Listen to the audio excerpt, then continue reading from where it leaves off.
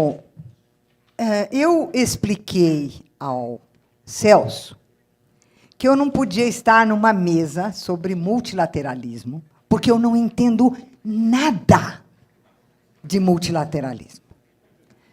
Mas ele disse que era isto relacionado com a defesa da democracia e salientando os perigos para a democracia. Eu falei, bom, então, essa é a minha praia e vamos lá.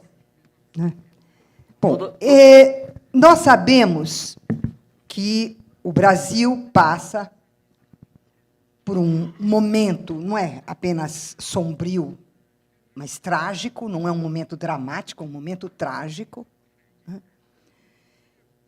E que, entre as várias maneiras desse momento aparecer, ele aparece na forma da desinstitucionalização da República e de desmontagem da democracia. E isso se dá sob o poderio, às vezes explícito, às vezes disfarçado, da economia política neoliberal.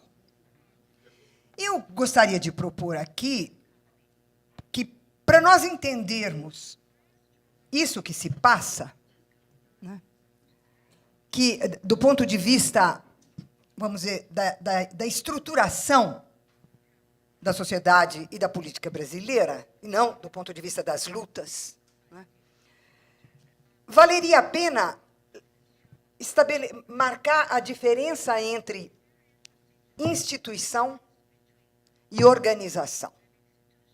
O que é uma instituição? Uma instituição social é uma ação social. Ela é uma prática social que é fundada no reconhecimento público da sua legitimidade e das suas atribuições, num princípio de diferenciação que lhe permite se relacionar com as outras instituições, mas manter a sua autonomia. E uma instituição é estruturada por ordenamentos internos, por regras, por normas, por valores de reconhecimento e de legitimidade, internos e externos. Institucionalmente, uma sociedade é constituída, portanto, pela multiplicidade e heterogeneidade de uma rede de instituições. É isto que ela é. Qual é a diferença entre a instituição e a organização? O que é uma organização? Uma organização difere de uma instituição social porque ela se define por uma outra prática. Ela se define pela prática da sua instrumentalidade. Ela está referida a um conjunto de meios particulares para a obtenção de um objetivo particular.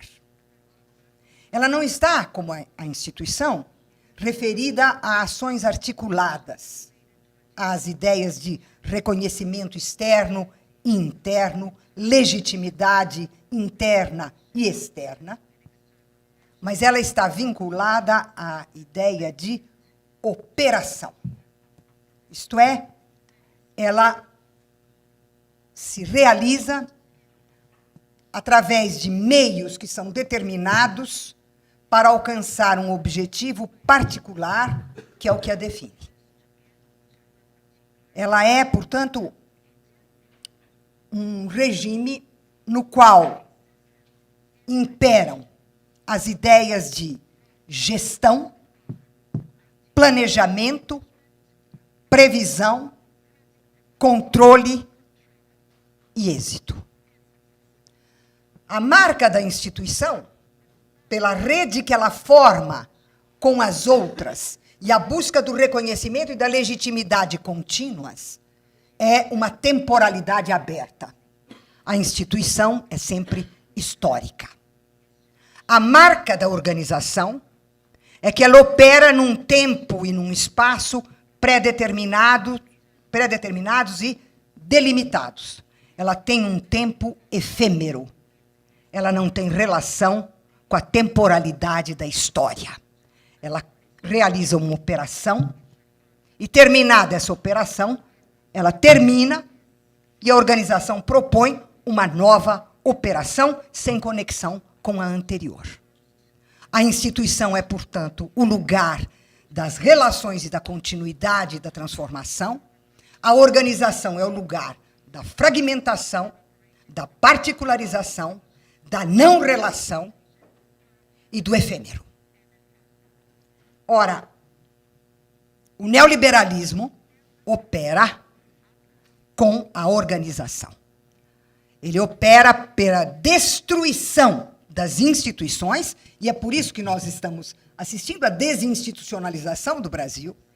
Ele opera por destruição das instituições e a substituição das instituições por organizações. Mas ele tem uma peculiaridade, o neoliberalismo. O neoliberalismo não é uma mutação histórica do capitalismo, com a passagem da hegemonia econômica do capital produtivo ao capital financeiro. O neoliberalismo é uma mutação sociopolítica. E eu vou denominá-lo a nova forma do totalitarismo. Por quê? Porque o que caracteriza o totalitarismo não é a figura do chefe autocrata, como Hollywood gosta de mostrar. O que caracteriza o totalitarismo não é a presença do racismo, do nacionalismo, tudo isso são efeitos à roda do totalitarismo. O que caracteriza o totalitarismo é que ele transforma todas as instituições sociais em uma única instituição homogênea. Ele homogeneiza a sociedade inteira. Ela se torna, portanto, internamente indiferenciada. Ele totaliza a sociedade inteira. Qual é a maneira pela qual o neoliberalismo totaliza a sociedade contemporânea inteira? Através de um tipo determinado de organização. Essa organização é a empresa. Então, a escola é uma empresa, o centro cultural é uma empresa, o hospital é uma empresa, a cultura é uma empresa e, evidentemente, o Estado é uma empresa. O que nós temos, portanto, é o bloqueio da diferenciação interna das instituições, das práticas pelas quais elas se realizam em conflito ou em harmonia, em reconhecimento ou não reconhecimento, e, portanto, aquilo que é fundamental na existência da democracia, que é a necessidade e a legitimidade da diferença e do conflito. É isto que é apagado sobre a homogeneidade da sociedade e da política como empresas. É isso passar da instituição à organização, e, no caso, a uma organização que é de tipo totalitário, porque a sociedade inteira e a política inteira são pensadas como empresas. Isso aparece também não apenas no nível das instituições, mas ela aparece no surgimento de uma ideologia muito peculiar e que vai, de alguma maneira, nos ajudar a entender por que aparece o ódio, por que aparece o ressentimento, por que aparece o medo, que é a figura do indivíduo como realidade primeira e última. Não há classes sociais, não há grupos sociais, não há associações sociais, existe o indivíduo, e esse indivíduo é o empresário de si mesmo. E, portanto, o que surge é aquilo que eu batizei de o neocalvinismo, ou seja, é o indivíduo lançado como o empresário de si mesmo, destinado, como qualquer empresa, a uma competição mortal em todas as organizações, dominando, portanto, o princípio universal da concorrência, da competição, da luta mortal, que é disfarçada com o nome de meritocracia. E, portanto, o neocalvinismo, que se disfarça, eu chamo de neocalvinismo porque o primeiro foi assim também. Né? Então, eu o chamo de neo, porque essa figura do indivíduo como empresário de si mesmo estava no núcleo do primeiro calvinismo também. Né? Então, como consequência disso, né, do ponto de vista dos indivíduos, e que vai explicar o modo como eles se comportam nas redes sociais. Por que você tem a pós-verdade? Por que você tem a fake news? Por que você tem o que nós temos nas redes sociais? O que acontece? Qual é a consequência da figura dessa individualidade como empresária de si mesma, ou como capital humano? Né? Vai surgir, de um lado, uma subjetividade narcisista. E, por isso, propensa àquilo que é próprio do narcisismo, propensa à depressão. Né? E, de outro lado, a inculcação da culpa naqueles que não vencem a competição, desencadeando ódios, ressentimentos e violências de todo tipo, particularmente contra os imigrantes, os migrantes, os sindicalizados, os negros, as mulheres, os índios, os mendigos, LGBT. E a lista pode continuar. Mas não começa aí. Isso é um efeito. A nossa tendência é tomar isso como causa de alguma coisa. Não. Isso é o efeito da estruturação organizacional da sociedade e depois nós vamos ver da política. É isso que está acontecendo no Brasil. Então, o que nós temos é algo que destroça a percepção de si como membro ou parte de um grupo, de uma classe, de um conjunto, e destruindo, portanto, todas as formas possíveis de solidariedade. Não é por acaso, portanto, que nós vamos ver o processo de deterioração da democracia. Por quê? Politicamente, a consequência da passagem da instituição à organização significa que o Estado deixa de ser considerado uma instituição pública regida pelos princípios e valores democráticos e republicanos. Ele passa a ser considerado uma empresa. Ocorre, assim, o encolhimento do espaço público da República e da democracia e o alargamento do espaço privado do mercado e dos interesses, com a transformação da política em uma questão técnico-administrativa que deve ficar na mão de especialistas competentes, isto é, o governante que se define a si mesmo como gestor. Doriana em festa.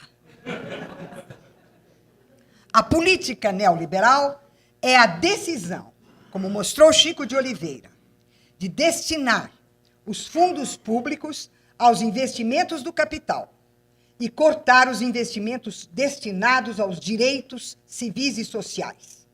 Isto explica por que a política neoliberal se define pela eliminação dos direitos econômicos, sociais e políticos, isto é, todas as reformas temerianas, todas, né?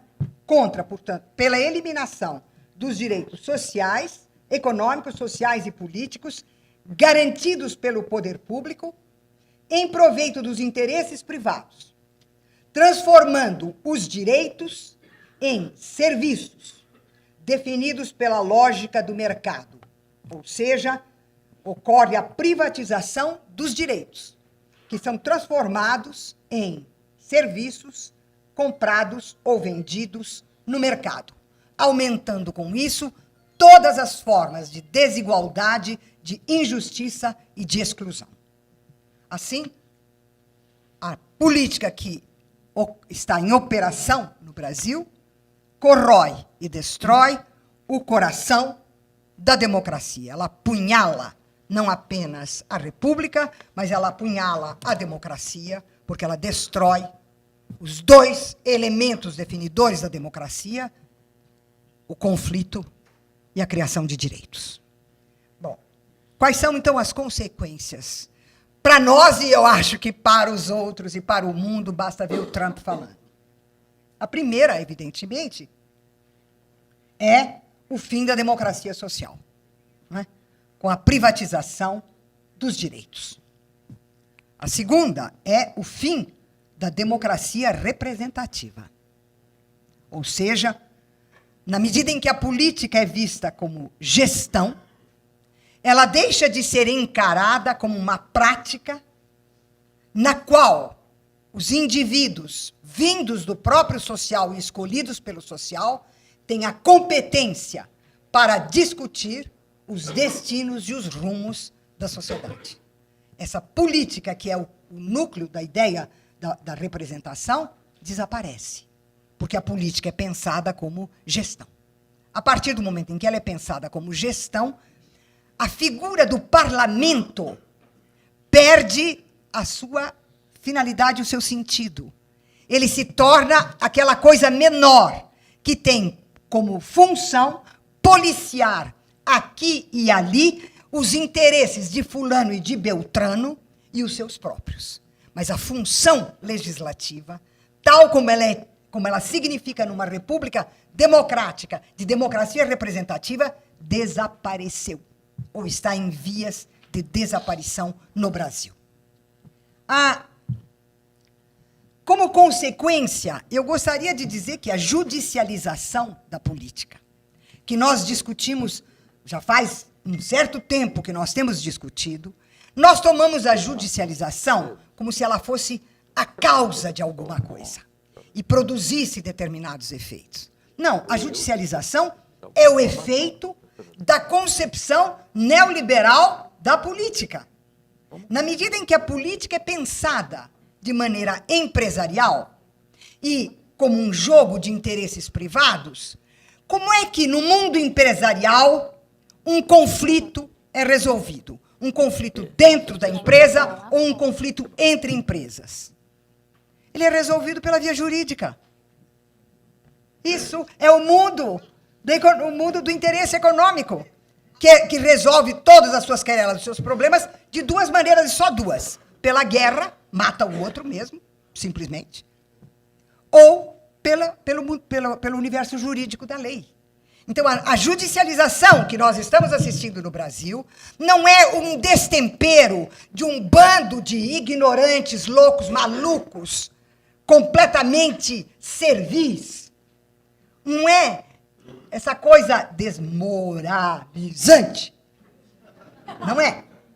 Ela é a maneira mesma do funcionamento da política neoliberal. Judicializar é fazer o quê? Neutralizar qualquer possibilidade de dar voz, legitimidade ao conflito e deixá-lo se desdobrar politicamente na sociedade. E é por isso que as eleições estão da maneira como estão. Elas se transformaram num problema. Elas se transformaram num problema porque não se esperava que, depois de tudo que foi feito, a ideia de que houvesse um vigor político na sociedade brasileira. E a suspeita de que esse vigor político da sociedade brasileira é um vigor que vem da esquerda. Aí, então, é a ruína completa. Porque o caminho está prontinho para que isso não aconteça. Está tudo pronto. Então, por que eu estou falando isso? Porque nós não devemos acreditar nem em leis históricas inexoráveis, nem no destino, nem na providência divina inexorável. Nós podemos mudar as coisas, e a prova é essa. Queria também, como última consequência, estou encerrando, Amorim. Pode falar. Está muito bom. Falar uma palavrinha sobre o multilateralismo, porque fica meio indecente eu vir a uma mesa de multilateralismo e não dizer uma única palavra. Então, eu vou dizer, provavelmente o que eu vou dizer está tudo errado, mas vou falar porque noblesse oblige. Então, eu penso que nós estamos assistindo o fim do multilateralismo como consequência da nova forma assumida pelo imperialismo. Ou seja, num primeiro momento se passou do mundo bipolar ao mundo multipolar, da globalização, para finalmente nós irmos rumo a um novo imperialismo. Por que ele é novo? Em primeiro lugar, né, porque o paradigma desse imperialismo não é mais o capital produtivo, que exige uma ocupação de territórios no nível da própria infraestrutura. Ele tem como paradigma o capital financeiro, que não precisa de infraestrutura. Então, como opera o novo imperialismo que destrói o multilateralismo? Ele não é mais a ocupação político-econômica de um país, operando no plano da sua infraestrutura, do seu Estado e da ideologia. Mas ele opera agora como uma ocupação de um território. Ele é uma organização. Então, ele ocupa um território delimitado por um tempo delimitado para a exploração desse território. Então, ele não precisa de um país inteiro, ele não precisa da ocupação militar desse país, ele não precisa da ocupação política desse país, ele não precisa da ocupação religiosa, cultural, ideológica desse país, ele não, que era o antigo imperialismo, ele não precisa fazer mais nada disso. Ele delimita um trecho, uma porção do território que ele vem e ocupa. Às vezes ele ocupa através das suas empresas. Às vezes ele ocupa militarmente. Mas é uma ocupação de um território delimitado por um tempo limitado. Terminada a exploração, feita a expoliação e feita a devastação desse território, ele vai embora. Como a bolha financeira se vai, o capital também vai. Ele vai embora e deixa a devastação no seu lugar. Então, ora, é interessante que esse procedimento do novo imperialismo receba um nome. Ele se chama operação. E é por isso que há tanta operação no Brasil. Operação de todo tipo, para marcar que é por um tempo determinado, com um objetivo delimitado, e que ao terminar esse tempo, ao terminar esse objetivo, a operação termina. Ela não constitui uma história. Ela simplesmente delimita a sua eficácia, o seu êxito ou o seu fracasso. E é isso o modelo neoliberal da sociedade, da política, do pensamento e da operação da justiça e de todas as operações que existem. Portanto, no caso do Brasil, o que nós temos? Nós temos essa desinstitucionalização de que eu lhes falei, né? A desinstitucionalização da República e a destruição da democracia, mas nós temos também a expoliação imperialista. O pré-sal, a Embraer, a Embratel, o que vai acontecer na região amazônica. E esse novo imperialismo explica por que os Estados Unidos não precisa ter um plano para o mundo. Porque o mundo era alguma coisa que interessava ao antigo imperialismo. O novo imperialismo é pontual. E o Trump precisa apenas manter o poder dos Estados Unidos. Mas ele não precisa mais invadir outros países. Ele opera, ele tem operações locais que fazem esse serviço. E a adoção do neoliberalismo pelos países da periferia. Somos nós, mas a gente vai lutar. Obrigada.